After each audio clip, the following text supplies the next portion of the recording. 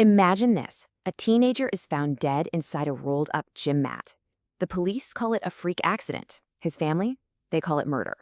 For over a decade, the death of Kendrick Johnson has been a story of two completely irreconcilable truths. In this explainer, we're going to unpack the evidence that splits this case wide open. So, where does this all begin? Well, it starts with a discovery so horrifying it would shatter a community and kick off a family's relentless, decade-long quest for justice. Okay, so picture this, January 11th, 2013. We're at Lowndes High School in Georgia.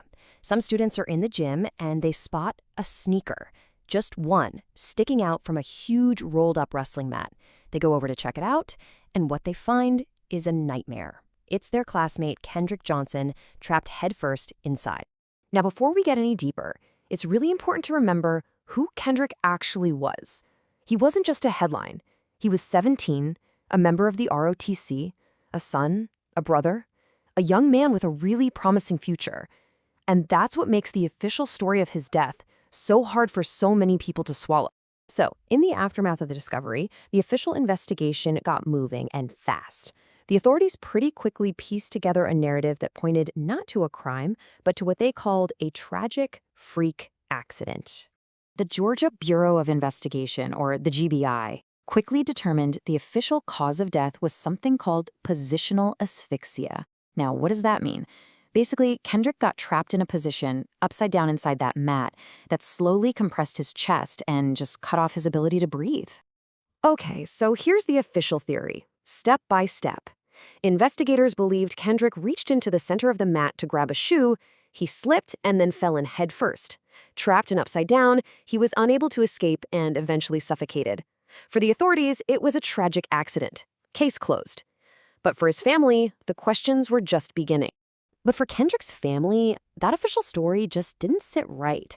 It felt incomplete. As they started to examine the evidence for themselves, key details just weren't adding up. And that simple explanation of an accident started to fall apart. You know, the family's doubts really centered on one fundamental question. Could this really have been an accident? Because as they dug deeper, several pieces of evidence seemed to point in a completely different direction.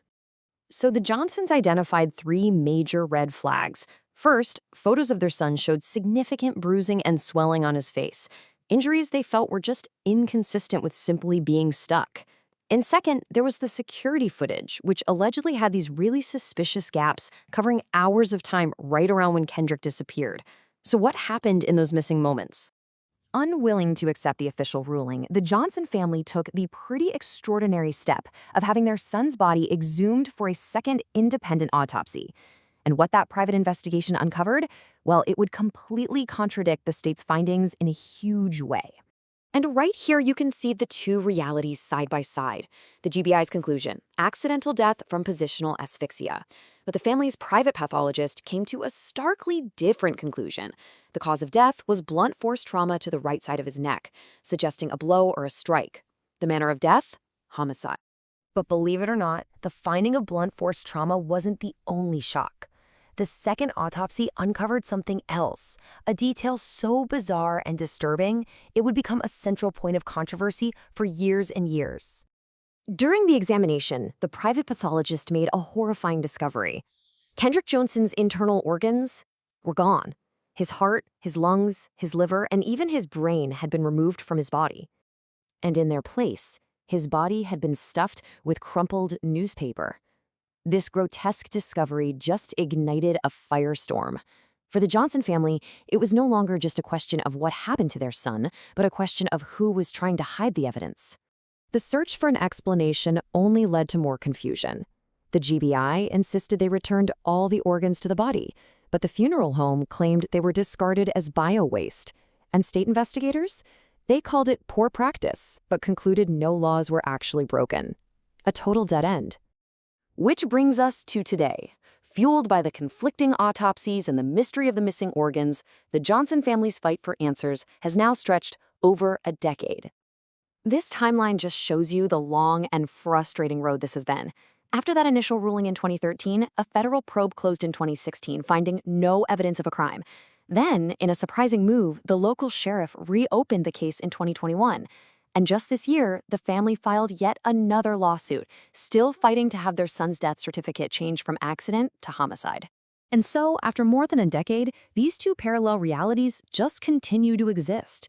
In one, Kendrick Johnson died in a tragic freak accident, but in the other, he was murdered, and the truth has been buried under a mountain of inconsistencies and unanswered questions.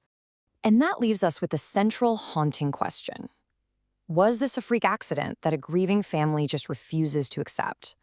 Or do the conflicting autopsies, the missing footage, and the missing organs point to a murder and a cover-up? The case of Kendrick Johnson is a stark reminder that even when the facts are laid bare, the truth can remain agonizingly out of reach.